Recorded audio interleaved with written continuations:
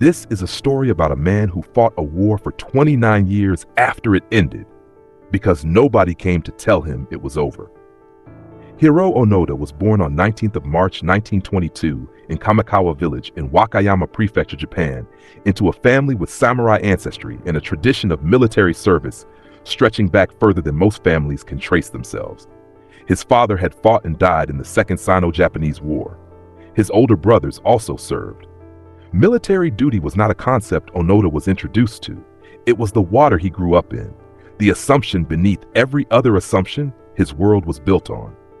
He described himself in later years as always defiant and stubborn. His instructors at the Nakano School would come to regard those qualities differently. They called it resolve. The Nakano School was the Imperial Japanese Army's intelligence training facility, a place that produced not conventional soldiers, but something more specific and considerably more dangerous. Guerrilla fighters trained in sabotage, psychological warfare, survival, camouflage, and the one principle that separated a Nakano officer from every other soldier in the Japanese military: he was not allowed to die. Regular Imperial Army soldiers were ordered to avoid capture at all costs, including suicide. A Nakano graduate was given the opposite instruction: stay alive regardless of what it costs you, because dead men cannot complete their missions. Onoda himself was forbidden to die by his own hands, and later wrote that this suited his personality entirely.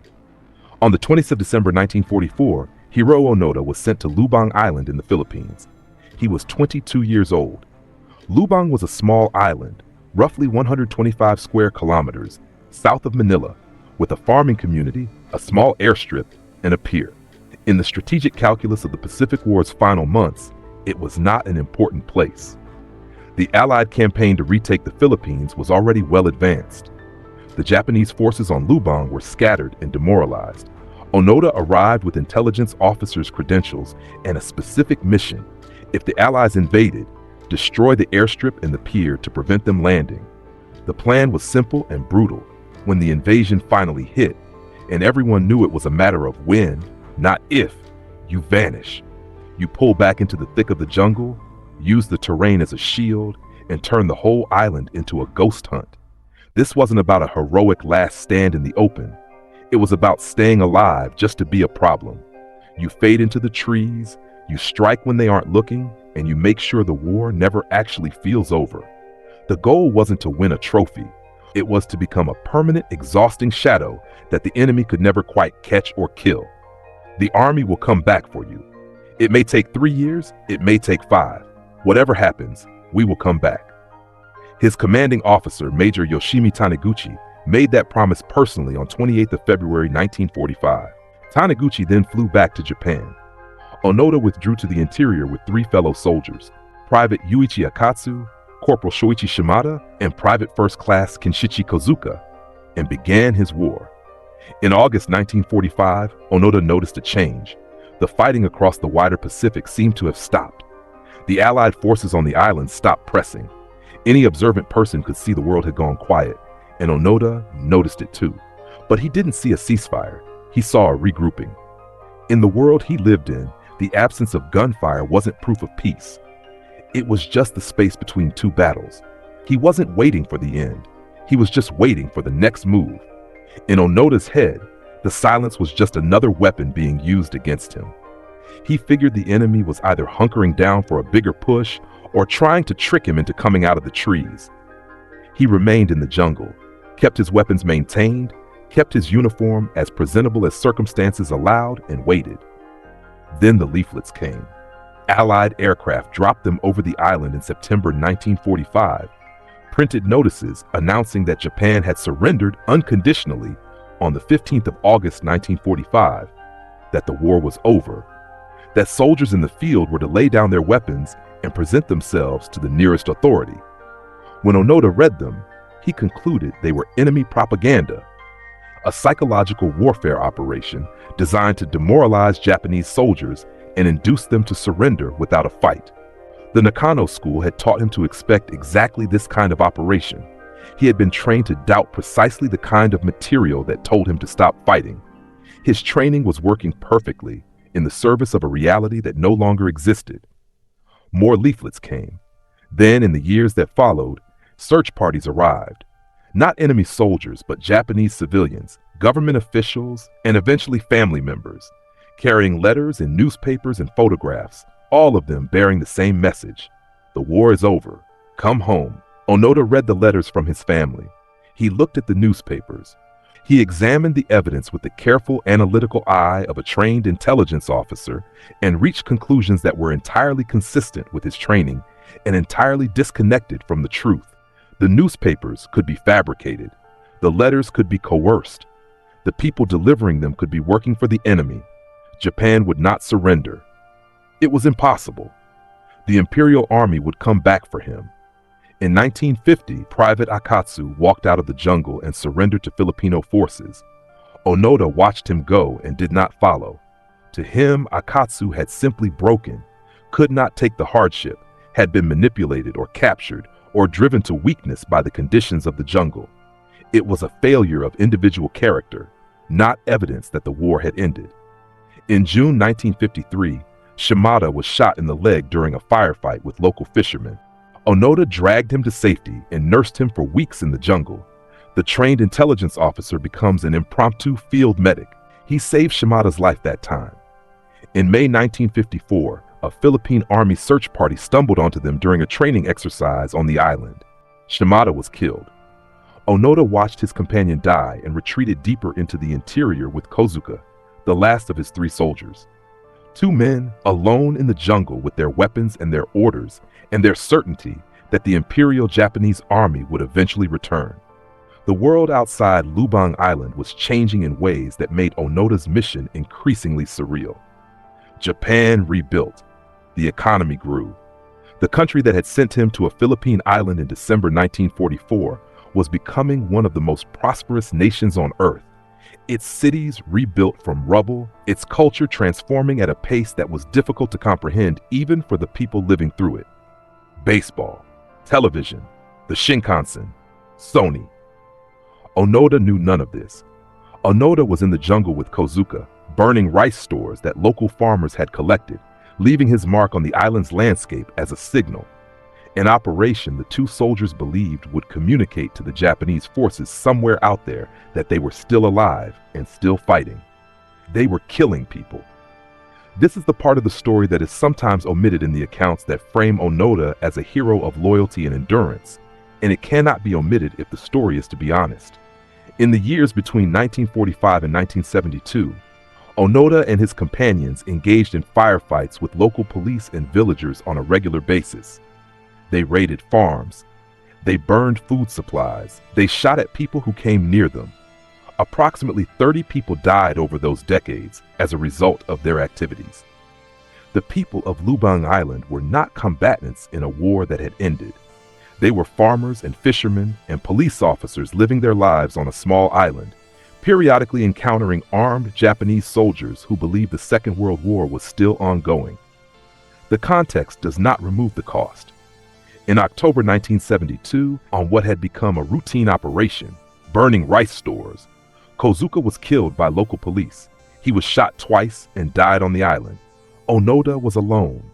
He was 50 years old, a lieutenant in an army that had ceased to exist 27 years earlier, the last survivor of a mission whose strategic purpose had been irrelevant since before the atom bomb fell on Hiroshima.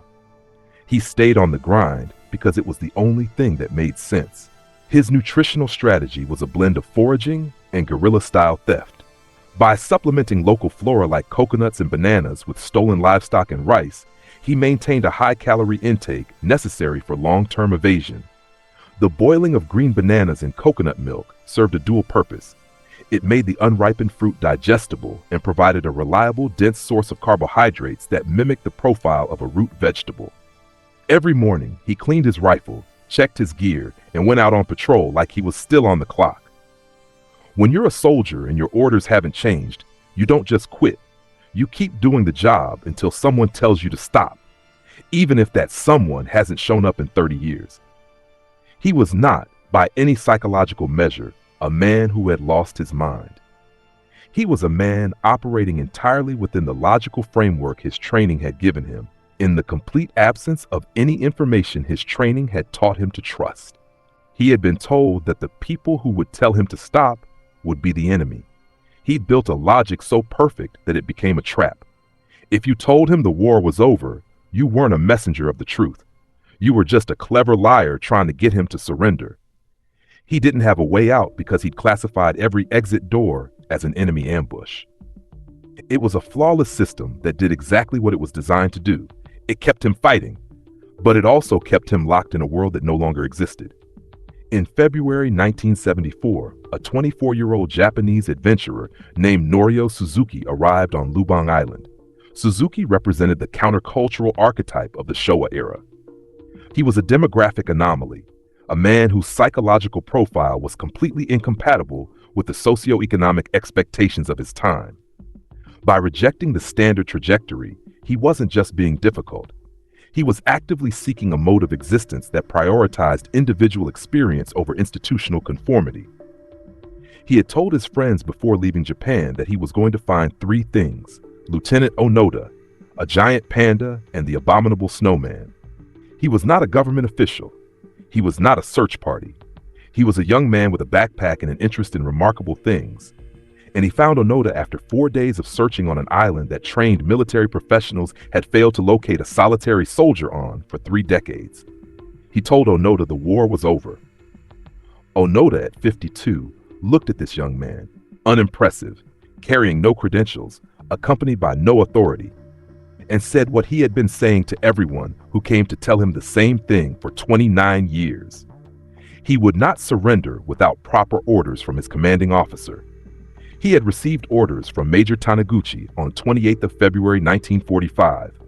Only Major Taniguchi could relieve him of those orders. Suzuki returned to Japan with photographs. He had posed for them with Onoda, a bearded, thinly built Japanese man in a faded imperial uniform that was still, in some fundamental sense, in service. Suzuki took the photographs to the Japanese government. The government took them seriously. They located Major Yoshimi Taniguchi, who had returned to Japan after the war and was by 1974 working as a bookseller. He was not a figure of historical consequence. He was a man who sold books and who had made a promise to a young lieutenant in 1945 that whatever happened, we will come back for you. Taniguchi flew to Lubang Island. He walked into the jungle. He found Onoda at a location Suzuki had helped identify. On the 9th of March 1974, Major Taniguchi stood before his former intelligence officer in the Philippine jungle and read the orders that formally ended Hiroo Onoda's mission. The Imperial Japanese Army had ceased all combat operations. The Special Squadron was relieved of all military duties. Lieutenant Onoda was ordered to cease military activity immediately and present himself to the nearest authority. Onoda wept. He had been fighting for 29 years, 3 months, and 14 days. He had been officially declared dead by the Japanese government in 1959. He walked out of the jungle in his imperial uniform, the same uniform he had worn since 1944, maintained across 3 decades of tropical conditions, with the same meticulous attention to duty that had defined every other aspect of his mission. He carried his rifle, 500 rounds of ammunition, several hand grenades, and a dagger his mother had given him before his deployment in 1944 to be used for self-inflicted death in the event of capture. He had never used it. He had been forbidden to die. He surrendered formally to Philippine President Ferdinand Marcos at Malacañang Palace in Manila on the 11th of March 1974. The ceremony was observed by the international press. Marcos granted him a full pardon for any crimes committed during his years of guerrilla warfare, understanding, whether or not the people of Lubang Island agreed with this understanding, that a man operating under the orders he had been given was not a criminal in any ordinary sense. He returned to Japan to a reception of 8,000 people. He was 52 years old and had not been home since he was 22. Japan had changed in ways that he found, by his own account, profoundly disturbing. The country he had been fighting for, the empire of loyalty, sacrifice, and absolute devotion to the emperor, had become a prosperous capitalist democracy that seemed to him to have abandoned everything that had made his 30 years in the jungle meaningful. He gave interviews, published a memoir, became briefly a national celebrity, and then could not bear the country that had celebrated him. Within a year, he moved to Brazil, where his brother had settled, and ran a cattle ranch in the Mato Grosso do Sul for a decade. He came back to Japan in 1984. He opened a nature school for young people in Fukushima, teaching wilderness survival and the values of endurance and self-reliance that 30 years in the Philippine jungle had, whatever else they had done to him, given him in abundance. He said in interviews that he did not regret what he had done. He had followed his orders and did his duty. He had been forbidden to die, which he didn't. He was asked in 1974 what had been going through his mind during those 29 years, and he answered without hesitation, "Nothing but accomplishing my duty." Major Taniguchi, the man who had made the promise in 1945 and kept it in 1974, attended Onoda's funeral in 2014.